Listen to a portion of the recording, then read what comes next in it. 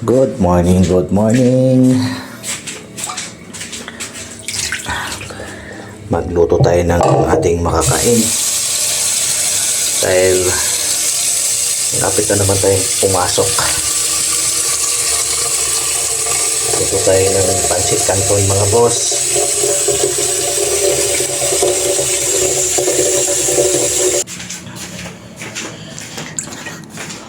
Lang tayo dito sa ating lutuan.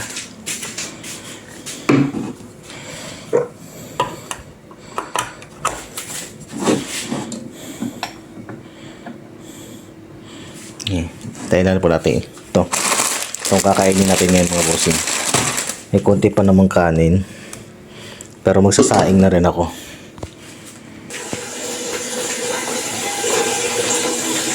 Hugasan. Hugasan natin. Babad mo na rin sa tubig.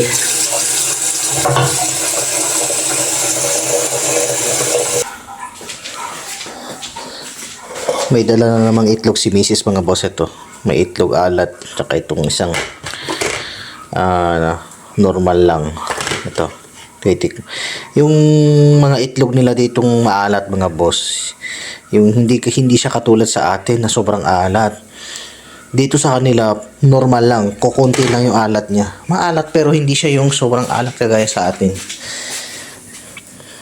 Bumukulo na yung ating tubig.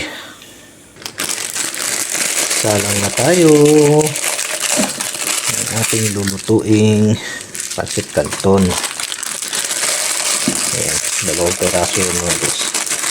Ilagay ko na rin yung oil dito kasi ano siya, namuo. Tapos mamaya mga boss, magdadala na naman tayo ng labahin kasi marami na naman kaming labahin. Ayan. So hindi namin maasikaso sa pagkukusot, so dadalhin ko na lang doon sa hotel. Doon ko na lang lalabahan. Wala na rin daw siyang masuot. So mamaya magliligpit pa ako. Ito na mga boss, yung dadalhin natin. Hindi ko siya nilahat kasi hindi nakakayanin doon sa washing.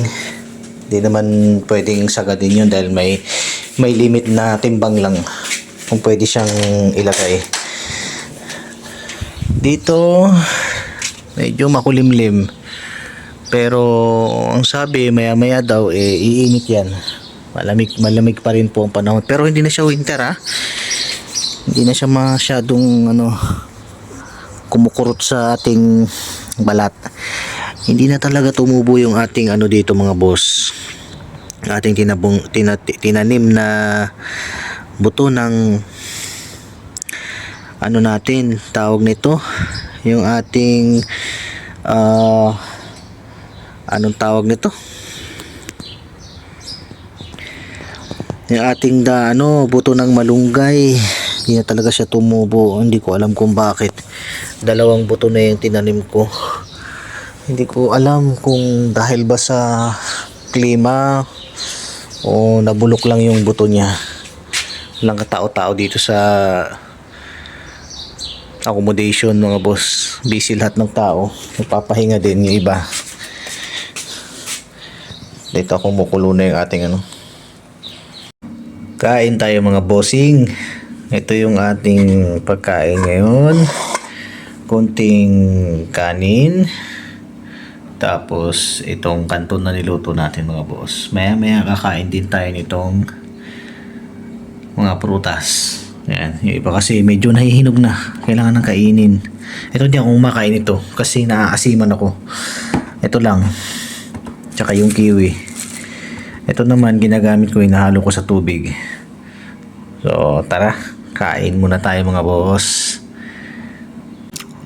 Ayan mga bossing, jibog ang ating nilutong canton, tsaka yung itlog na may kanin. Pero nagtira pa ako dito kasi baka gusto rin kumain ni Mrs. Tsaka hindi ko na rin kayang ubusin. So likpitin na muna natin para mahugasan.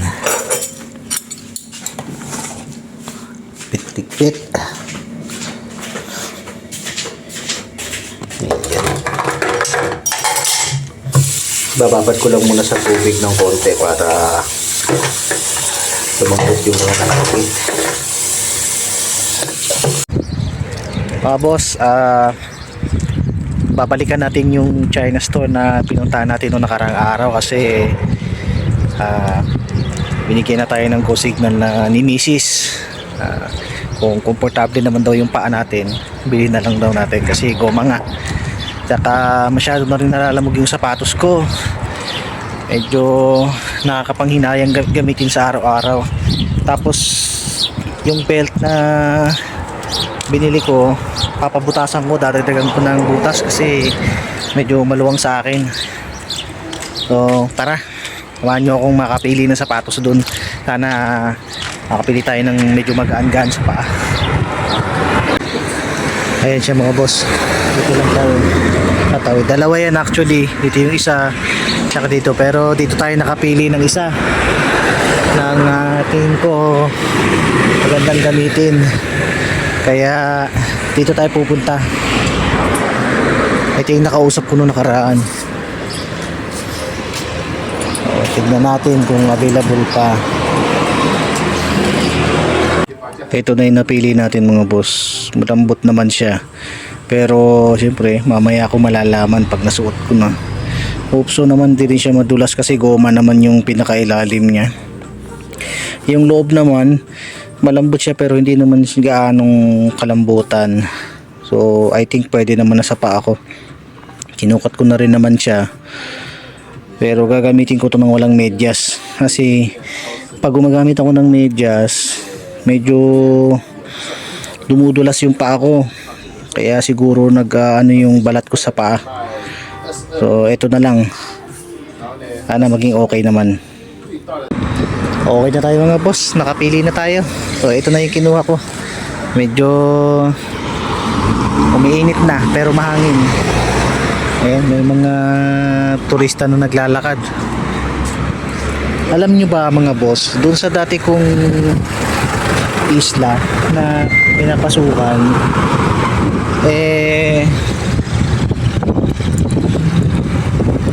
mas ramdam mo yung mga tourist doon kasi mismo doon sa accommodation na pinapasukan namin, makikita mo talaga sila naglalakad, kumpul-kumpulan sila. Compare mo dito, hindi gaano. Ewan ko lang kasi pansin ko lang dito, kahit umuwi ako ng madaling araw wala na akong nakikita. Doon kasi meron, lagi talaga yan, madaling araw nagpa-party sila. Dito wala ako gaano nakikita. Hindi ko lang sure, baka kasi kakasimula pa lang ng season kaya ganun. Yun din ang kagandahan doon, sumilip ka lang sa bintana, may makikita ka na ng mga dumadaan.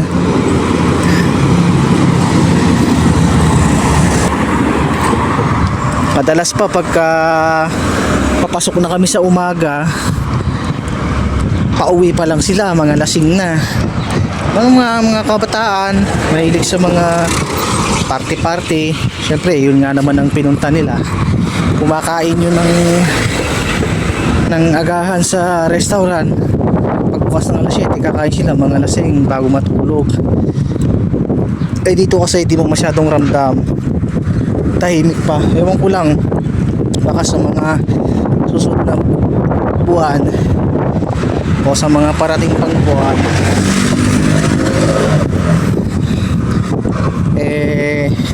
baka marami nang maglalakad dito, marami ka nang makikita.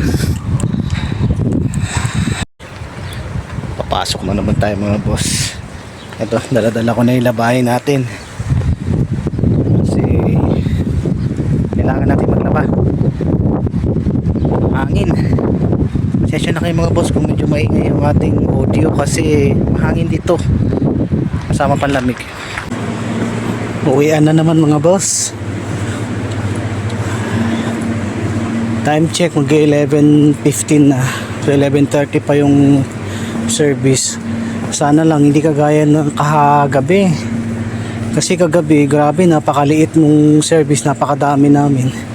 Halos siksikan. Nakuha ko na rin yung labahan natin pero hindi siya natuyo kasi may nagtanggal ng ano, may nagtanggal ng labahan sa heater. Ewan ko ba bakit tinanggal nila, hindi sila makapag-antay. Gabi na dito mga boss, alas nag-uwian na rin lahat, sarado na. So yan lang po ang vlog natin ngayon mga boss. Maraming salamat sa panonood. At sana po pakisubscribe naman po yung ating channel. Salamat po muli. God bless us.